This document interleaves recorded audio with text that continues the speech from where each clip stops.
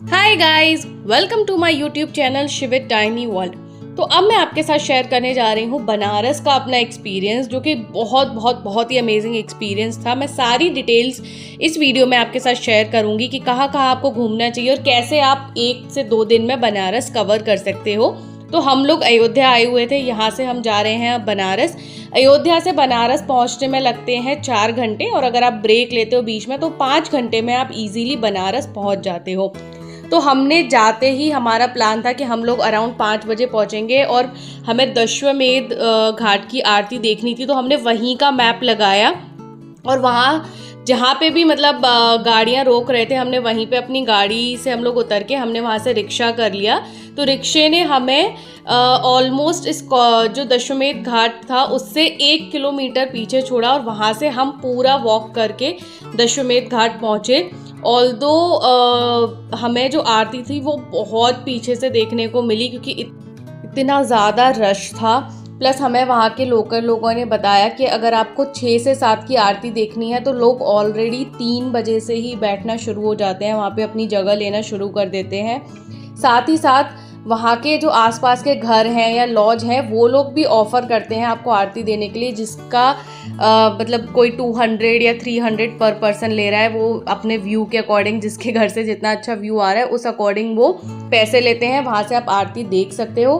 Plus दूसरा तरीका आप देख रहे हो सामने, ये इतनी सारी बोट्स लगी हुई हैं, तो वो बोट वाले भी आपको आरती दिखाते हैं, जो कि वो एज़ पर सीज़न और जितना आप बार्गिन कर सकते हो, 1000, 1500, किसी से 2000 रुपये लेते हैं। तो आप बोट से आरती देख सकते हो। वो एक बेस्ट वे है अगर आपको अच्छे से और बिल्कुल पास से आरती देखनी है, वरना आरती देखना बहुत मुश्किल है। क्योंकि हम लोग क्योंकि हम पूरा 1 किलोमीटर का कॉरिडोर चल कर गए थे, जो कि बहुत ज़्यादा रश था। उस कॉरिडोर में चलना भी मुश्किल था, फिर भी हम लोग भाग कर जल्दी से पहुँचे। हमें बहुत पीछे से ये आरती देखने को मिली, जो कि हम लोग 6:30 बजे पहुँचे, तो ऑलरेडी अराउंड वहाँ पे बहुत रश हो चुका था।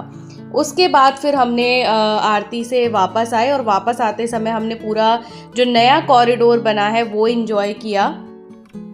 इस कॉरिडोर में इतनी सारी शॉप्स हैं। अगर आपको शॉपिंग करनी है, जैसे कि बनारसी साड़ी खरीदनी है, बनारसी दुपट्टा खरीदना है, बनारसी सूट खरीदने हैं, तो बहुत सारे शोरूम्स हैं। प्लस अंदर गलियों गलियों में जाके बहुत सारी शॉप्स हैं। प्लस काशी चाट भंडार भी इसी रोड पर आपको मिलेगा। तो आप देख सकते हो कि इस पर कितना रश हो रहा है, कितनी मारा मारी है। तो हमने सोचा कि लेट्स स्किप इट, क्योंकि हमारी हिम्मत नहीं थी कि इतनी भीड़ भाड़ में हम जाएं, क्योंकि हमारे साथ 2 बच्चे थे प्लस एक सीनियर सिटीजन। तो हमने आगे जाके एक प्रॉपर शुद्ध शाकाहारी रेस्टोरेंट था, वहाँ से हमने टमाटर चाट एंजॉय करी, पापड़ी चाट, कचौड़ी चाट, ये सारी चाट अच्छे से बैठ के बच्चों के साथ एंजॉय की। उसके बाद हमने वहाँ से बाहर निकल के रिक्शा कर लिया था। तो अराउंड हमें 150, वो सारी चीज़ों में आपको बार्गिन करना पड़ेगा। हमें रिक्शा मिल गया था अपने होटल के लिए। हमारा होटल था वहाँ से भेलूपुर, जो कि अराउंड 2 किलोमीटर दूर था, और ये काफ़ी अच्छा होटल था। इस होटल में हमें 6000 पर डे में रूम मिला, क्योंकि इस टाइम कम्प्लीटली पूरा रश का टाइम है। ये बेस्ट टाइम है बनारस विज़िट करने का, बिटवीन नवंबर टू जनवरी, जो फरवरी तक कहते हैं बेस्ट टाइम है, क्योंकि सर्दियों का टाइम रहता है, इतनी गर्मी नहीं रहती है। तो ये बेस्ट टाइम होता है, इसलिए रश भी इतना ज़्यादा था कि चलने के लिए भी जगह नहीं हो पा रही थी। अब हम बहुत थक गए थे, हमने जाके अपने होटल में रेस्ट किया। एंड नेक्स्ट डे सुबह हमने दर्शन किए काशी विश्वनाथ के। काशी विश्वनाथ का मंदिर सुबह 3 बजे से लेकर रात को 11 बजे तक खुला रहता है, तो आप किसी भी टाइम वहाँ पे दर्शन कर सकते हो। रिक्शे वाले ने हमें अराउंड 500 to 600 मीटर पहले ही छोड़ दिया था, और वहाँ से हमें पूरा वॉक करके जाना पड़ा काशी विश्वनाथ के मंदिर तक, क्योंकि यहाँ पे इस एरिया में रिक्शे वगैरह या कुछ भी अलाउड नहीं है। बट ध्यान रखना, कई बार ऐसा होता है रिक्शे वाले बोलते हैं नहीं नहीं आप बैठ जाओ हम आपको छोड़ देंगे। बट पता चला कि उन्होंने थोड़ा सा 200 मीटर पे आगे जाके आपको छोड़ दिया और बोला कि ठीक है बस हम तो यहीं तक जाएंगे। तो ये ध्यान रखो कि जहाँ से जो चौराहा शुरू होता है, कॉरिडोर शुरू होता है, वहीं तक रिक्शे अलाउड हैं, उसके आगे आपको पैदल ही चलना पड़ता है। तो काशी विश्वनाथ में हमने दर्शन किए प्रोटोकॉल दर्शन, जो कि हमें एक हमारी एक फ्रेंड है बनारस की, उनके पापा जो है वो संघ प्रमुख है, तो वहाँ से उन्होंने हमें वो टिकट करा के दी थी।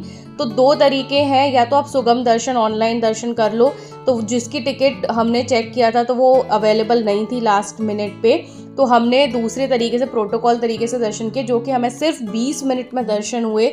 मतलब दीज आर द VVIP दर्शन, और इतने अच्छे दर्शन हुए कि हम बता नहीं सकते। स्पेशली बच्चों के साथ और सीनियर सिटीज़न के साथ बहुत आराम से हमने दर्शन किए। हमें एक पंडित जी प्रॉपर असाइन हुए, जिन्होंने हमें आगे जाके वहाँ पे प्रॉपर दर्शन कराए। माला हमें मिली भगवान जी की। उसके अलावा उन्होंने हमें हाथ में कलावा भी बांधा। अंदर मोबाइल कोई भी इलेक्ट्रॉनिक गैजेट जैसे कार की चाबी, स्मार्ट वॉचेस कुछ भी अलाउड नहीं है, इसलिए मैं अंदर की वीडियो आपको नहीं दिखा सकती।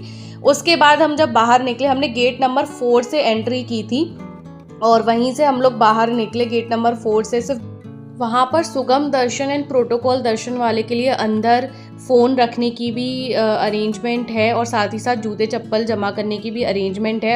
अगर आप नॉर्मल दर्शन कर रहे हो नॉर्मल लाइन से, तो फिर फ़ोन वगैरह आपको या बैग आपको अपना बाहर ही लोगों ने दुकान में लॉकर्स बनाए हुए हैं, वहाँ पे रखना पड़ता है। जैसे हमारे पास भी एक बैग था, वो हमने बाहर ही रखा। वो ये कहते हैं कि आपको उसका कुछ अलग से पे नहीं करना है, बस आप प्रसाद ले लीजिए। तो वो भी आपको ध्यान रखना है कि आपको कौन सा वाला प्रसाद लेना है, कि 150 वाला लेना है, 200 वाला लेना है। तो वो प्रसाद आप वहाँ से ले लो, एंड वहाँ पे वो आपका बैग और मोबाइल वगैरह सब कुछ आराम से लॉकर में रख लेंगे। उसके बाद हम लोग चले गए घाट की तरफ। तो वहीं पे हमने पूछ लिया था किसी से कि घाट का रास्ता किस तरफ है, तो उन्होंने बोला कि इधर से आप चले जाइए। तो ये था मणिकर्णिका द्वार। वहाँ से हम पहुँचे मणिकर्णिका घाट। तो आप देख सकते हो कि मणिकर्णिका घाट पे लकड़ियाँ ही लकड़ियाँ मिल रही हैं। तो मणिकर्णिका घाट बेसिकली कहते हैं कि जीवन का असली सत्य दिखाता है कि सबको एक दिन जो है वो मरना ही है, और इस तरह से उनके शरीर को जलना ही है। तो बेसिकली ये सत्य एक जो है वो मणिकर्णिका घाट आपको दिखाता है। मणिकर्णिका घाट से हमने ली एक बोट, क्योंकि हमें सारे घाट घूमने थे, और जो बोट होती है वो पूरा आपको पूरा 1 घंटे का चक्कर लगवाती है और सारे घाट घुमाती है। अब वहाँ पे बोट के प्राइस जो हैं वो भी वेरी होते रहते हैं, प्लस वो आपकी बार्गेनिंग स्किल्स पे भी डिपेंड करते हैं। तो हमने काफ़ी बार्गेन करके जो है 1500 में बोट बुक करी, जो कि शायद हो सकता है किसी को 1000 में भी 1000 में या फिर 1200 में, जितना आप बार्गेन कर सकते हो, प्लस सीज़न पे भी डिपेंड करता है। तो अब आप देख सकते हो कि यहाँ से बोट से हम सारे जो है घाट घूम रहे हैं। तो ये है दशाश्वमेध घाट, जिस पे हम कल आए थे आरती के लिए। उस टाइम कितना रश था। तो उन्होंने पूरा जो है वो 1 घंटे में हमें सारे घाट घुमाए। और ये जो सारे घाट हैं ना बनारस के, ये बहुत ही पास पास बने हुए हैं। तो बनारस में कुल मिलाकर कहते हैं 84 घाट हैं, और ये जो 84 घाट हैं, मतलब ये बहुत छोटे छोटे घाट हैं। कोई भी घाट मैंने देखा बहुत बड़ा नहीं है, बहुत मतलब ऐसा नहीं है कि आपको एक घाट मतलब आधा किलोमीटर का हो, कि पूरा एक घाट हो। पास पास में सारे घाटों को अलग अलग नाम दे दिया है, जैसे राजा जी घाट, ललिता घाट, हरीशचंद्र घाट, और सब घाटों का एक अलग अपना मतलब है, जो कि नाव वाला हमें बताते जा रहे थे कि इस घाट पर ऐसा होता है, इस घाट पर ऐसा होता है। तो सारे घाटों की उन्होंने स्टोरी हमें बताई। उसके बाद हम लौटते में उतर गए थे दशाश्वमेध घाट, क्योंकि हमें लौट के हमने सोचा मणिकर्णिका घाट जो वाला था वो बहुत ज़्यादा स्लिपरी था। दशाश्वमेध घाट से हमने सोचा हम आराम से वापस पहुंच सकते हैं, प्लस कॉरिडोर एंजॉय कर सकते हैं। साथ ही हमने ट्राई करी लेमन टी, जो कि बहुत ही फेमस है बनारस की, और ये सच में बहुत अमेजिंग थी। हमने उनसे पूछा भी रेसिपी, तो उन्होंने बोला कि अलग से इसका एक मसाला आता है जो कि आप ले सकते हो, बट हमने वो ख़रीदा नहीं, बिकॉज हम श्योर नहीं थे कि पता नहीं ये सही मसाला है या नहीं। उसके बाद आप काशी विश्वनाथ के बाद आप दर्शन कर सकते हो काल भैरव मंदिर और संकट मोचन मंदिर के, जो कि वहाँ के वन ऑफ द फेमस मंदिर है। लेकिन हमने पता किया तो लोगों ने हमें बताया, वहाँ के लोकल लोगों ने, कि एक्चुअली आज संडे है, और संडे वाले दिन काल भैरव के मंदिर पर बहुत रश होता है। आपको 3 से 4 घंटे लाइन में लग जाएंगे काल भैरव के दर्शन करने के लिए। साथ ही साथ आपको संकट मोचन पर भी 2 से 3 घंटे का टाइम लग जाएगा।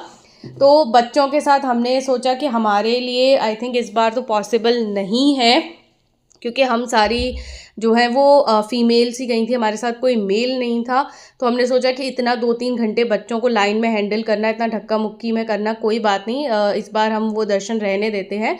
और फिर हम वो कॉरिडोर एंजॉय करते करते ही हमने अपनी बनारस ट्रिप को एंड किया और हम वापस चले गए आगरा। बनारस से हमें डायरेक्टली आगरा पहुंचने में लगे 8 से 9 घंटे। और कुछ डिटेल अगर आपको मुझसे बनारस के बारे में पूछना है तो आप प्लीज़ कमेंट सेक्शन में पूछ सकते हैं। तो शायद हो सकता है अगर वो मुझे पता हो तो मैं आपको उसका डिटेल ज़रूर दे दूँगी। प्लस मैं कुछ एडवाइस आपको ये ऐड ऑन करना चाहूँगी कि वहाँ पे अगर आपको कुछ भी पूछना है तो आप पुलिस वाले से या फिर किसी जेन्युइन पर्सन से पूछो, क्योंकि इतने सारे जो है वो ब्रोकर्स टाइप के लोग होते हैं। अगर आप कुछ भी पूछोगे तो वो आपको हर कोई ना कोई कुछ ना कुछ अपना बेनिफिट देखने के लिए रहता है। Thank you so much for watching this video.